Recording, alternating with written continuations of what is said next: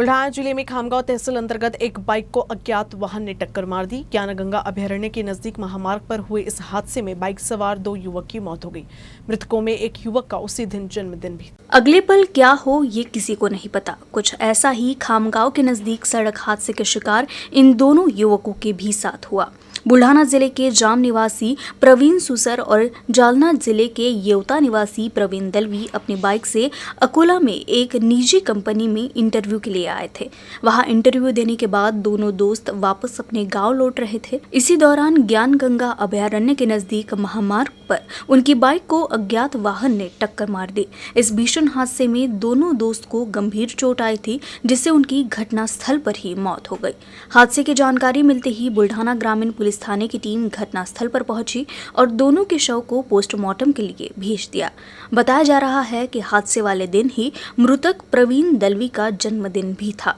हादसे में एक साथ इन दोनों दोस्तों की मौत होने से उनके घर वालों को गहरा सदमा पहुंचा है। संतोषजनक वर्षा होने से जिले में 24 लघु परियोजनाओं में फरवरी माह के अंत में 30 से 80% जल भंडारण उपलब्ध है।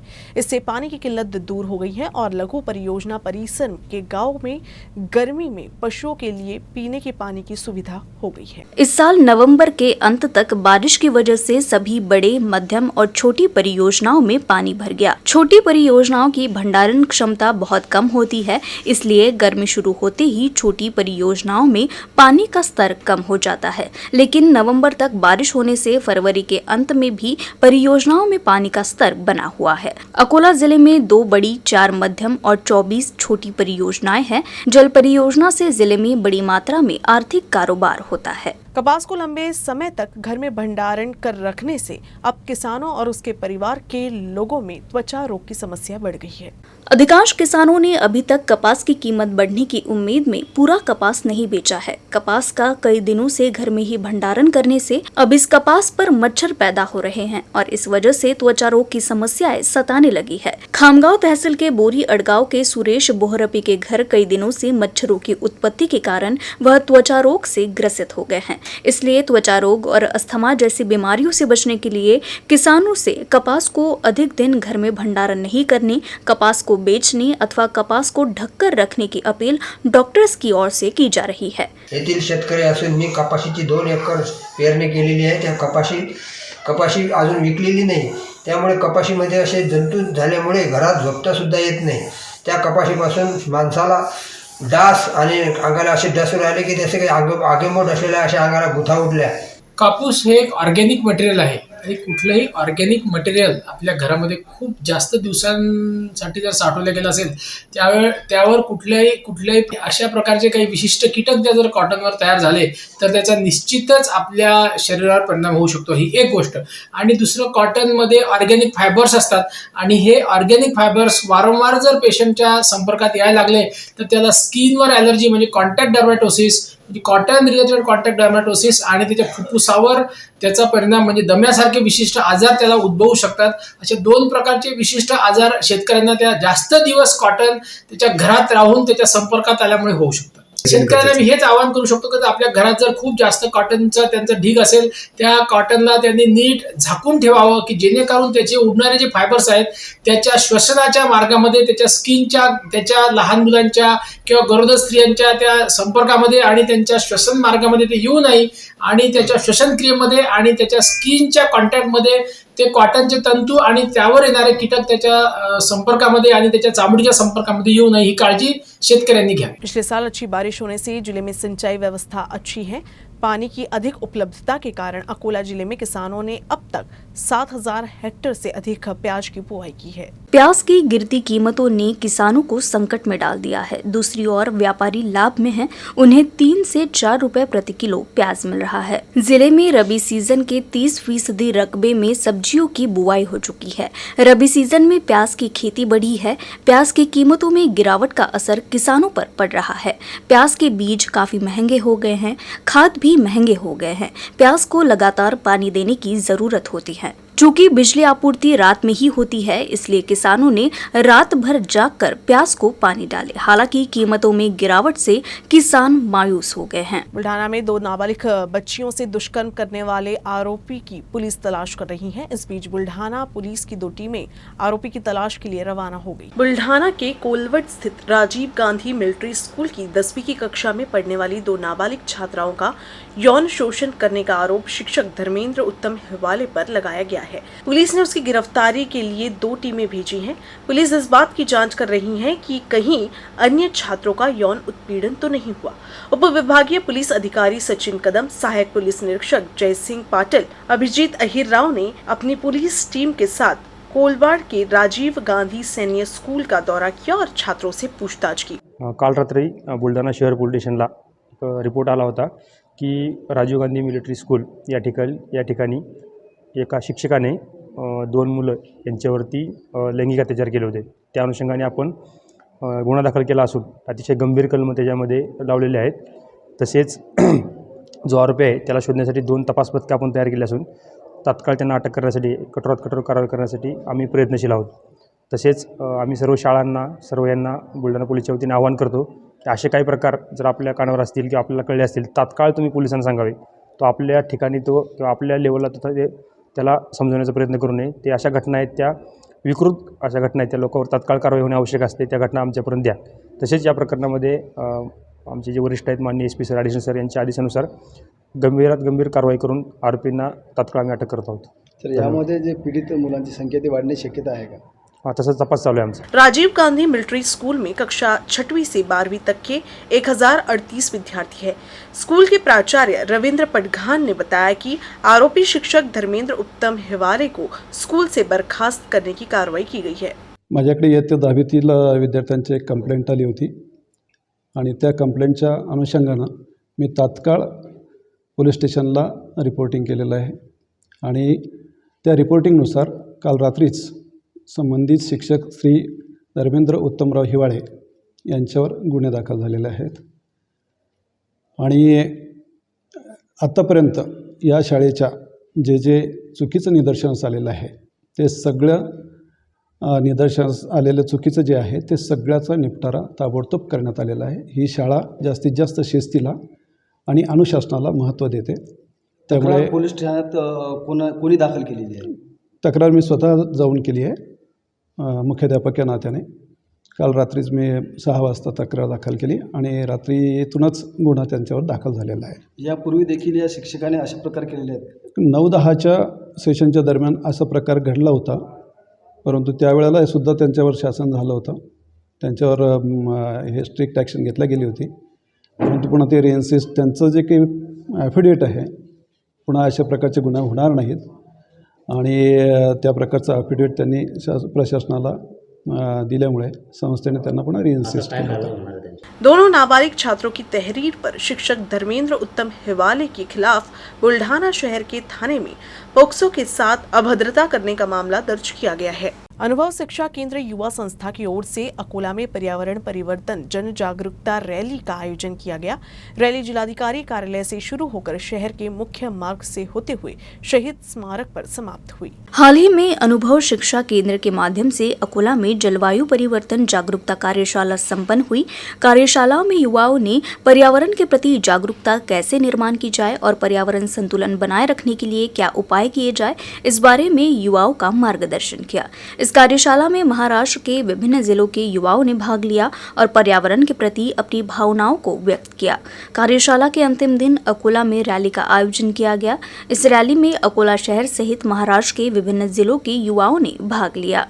युवा संस्थेच्या माध्यमातून अनुभव शिक्षा केंद्र ही जी युवकांची प्रक्रिया आहे, या प्रक्रियेअंतर्गत खरं म्हणजे पर्यावरणीय बदल हा जो काही विषय आहे, पर्यावरणासंदर्भात जे काही बदल आपण अनुभवत आहोत आणि त्याचे शेती आणि एकूणच आपल्या जीवनाधारावरती जे वेगवेगळे परिणाम होत आहेत, त्या परिणामांना घेऊन युवकांमध्ये कशा पद्धतीनं जागृती करता येईल, युवकांना या विषयाच्या संदर्भात एज्युकेट कशा पद्धतीनं करता येईल आणि ज्याला आपण एक क्लायमेट एज्युकेटरची फळी म्हणू, तर अशी फळी कशा पद्धतीनं तयार करता येईल या उद्देशाला घेऊन वेगवेगळं चर्चासत्र कार्यशाळेचं आयोजन केलेलं आहे। आणि थोडंसं त्याचाच एक भाग म्हणून आपल्या शहरामध्ये या विषयाच्या संदर्भात जाणीव जागृती व्हावी, लोकांमध्ये जाणीव जागृती व्हावी, या उद्देशानं थोडंसं हे पर्यावरणीय बदल रॅलीचं आम्ही आयोजन केलेलं आहे। भदंत प्राचार्य डॉक्टर खेम धम्मो ने आह्वान किया कि बच्चों को बड़े प्रशासनिक अधिकारी बनाने के लिए कड़ी मेहनत करें। भरतपुर में 2 दिवसीय कार्यक्रम के समारोपीय धम्म देशना के अवसर पर वे बोल रहे थे।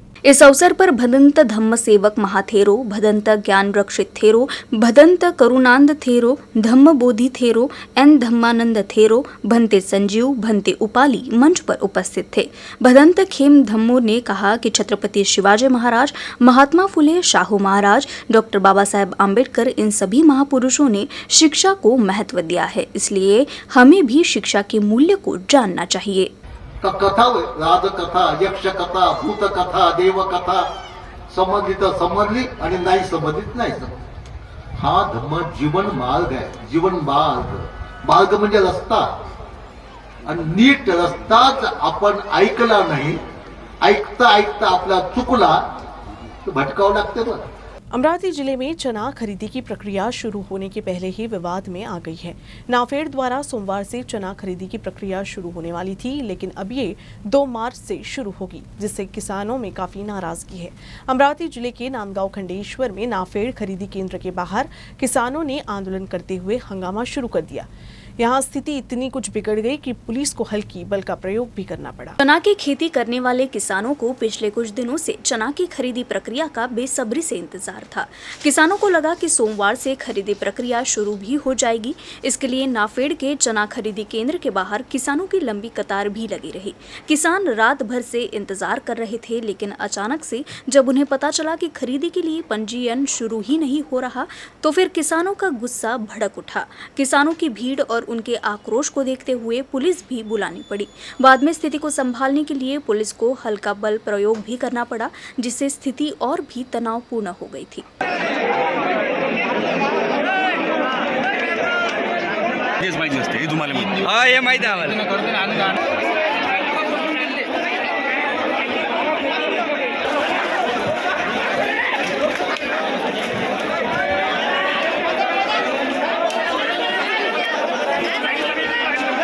नाफेड द्वारा चना खरीदी की प्रक्रिया ऐन वक्त पर रद्द किया गया है।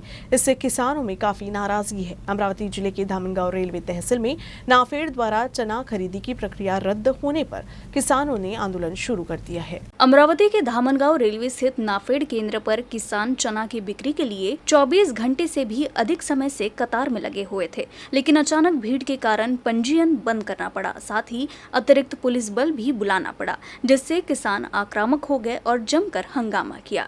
वैसे व्यवस्थापकों ने बताया कि किसानों के बढ़ते आक्रोश को देखते हुए पंजीयन प्रक्रिया स्थगित कर दी गई है।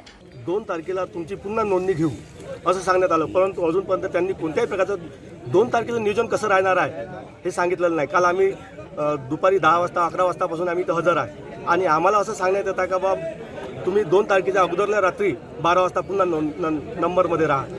आता तेव्हासुद्धा काय नियोजन राहणार आहे? कालपासून दत्तापूर खरेदी विक्रीचे एकही कोणीही कर्मचारी, कोणी अधिकारी, कोणी सदस्य आमच्यापर्यंत आले नाही। आमची पाण्याची व्यवस्था केली नाही, आमची जेवणाची व्यवस्था केली नाही। आम्ही उपाशी तापाशी रात्रभर असंच झोपलो इथे। का बा यावर्षी तरी नंबर लागेल। मागच्या वर्षी सगळा कार्यक्रम सेटअप होता, पहिलेच 1000 सातबारी तिथे येऊन गेले होते। अचानक से पंजीयन रद्द होने से किसान नाराज हो गए। जय जवान जय किसान के नारे लगाते हुए किसानों ने प्रशासन पर रोष जताया। नाफेड केंद्र द्वारा पंजीकरण प्रक्रिया शुरू करने और किसानों को लिखित गारंटी देने की मांग को लेकर नाफेड केंद्र के बाहर धरना शुरू कर दिया गया है। महाराष्ट्र शासनाने 27 तारखेपासून नाफेड मार्फत चण्याची खरेदी करण्याचे जे आश्वासन दिले होते, त्या अनुषंगाने आदेश काढले। आमच्या धामनगाव तालुक्यातील दत्तापूर शेतकरी सहकारी खरेदी केंद्रामध्ये आजपासून नोंदणीची प्रक्रिया सुरू होती, आणि मागच्या वर्षीचा अनुभव पाहता मागच्या वर्षी जवळपास 2500च्या वरतीच्या लोकांनी नोंदणी केली होती, पण 2200 लोकांचाच चना खरेदी करण्यात आला होता। ही परिस्थिती पाहता लोकांच्या मनात कुठेतरी संभ्रम झाला, आणि लोकांनी काल दुपारपासूनच खरेदी केंद्रासमोर नोंदणीची प्रक्रिया लावली। आता यात विषय असा आहे की हा जो काही नोंदणीचा विषय आहे, हा फक्त निव्वळ बाजारभाव आणि हमीभाव या दोनमधला जो फरक आहे, हा जवळपास आजच्या दिवशीप्रमाणे 1000 ते 950 रुपयाचा फरक आहे। किसानों के इस उग्र रवैये को देखते हुए स्वाभिमानी किसान संगठन भी आक्रामक हो गया है। चेतन परखड़े ने आरोप लगाया कि किसानों को परेशान किया जा रहा है। अगर खुले बाजार में कृषि उपज का उचित बाजार मूल्य मिलता तो किसान यहाँ इस तरह से भीड़ नहीं लगाते। इस दौरान चेतावनी दी गई कि अगर गुरुवार को पंजीयन शुरू नहीं हुआ तो निबंधन कार्यालय में आग लगा दी जाएगी।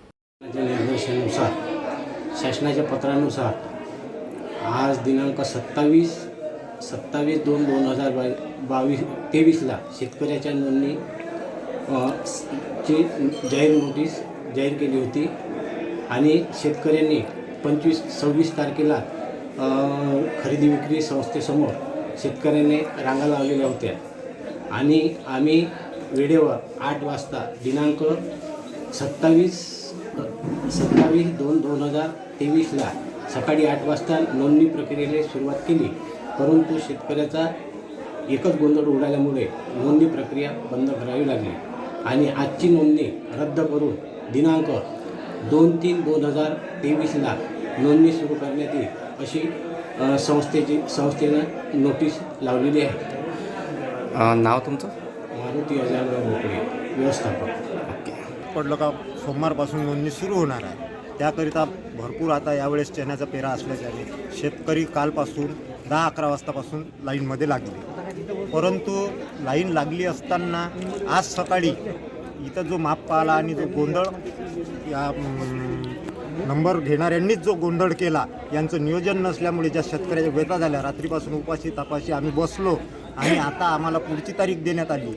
या अशा नियोजनाच्या अभावी जे कास्तकाराचे हाल होऊन राहिले आणि त्यांचा तो माल मार्केटमध्ये गेल्याच्या नंतर जो गोंधळ होऊन राहिला, तो इतके कष्ट घेऊन पिकवतो परंतु त्याचा माल त्याला व्यवस्थित दर्जाने विकता येत नाही आणि शासन आणि प्रशासन हे सुद्धा त्याला सहकार्य करत नाही।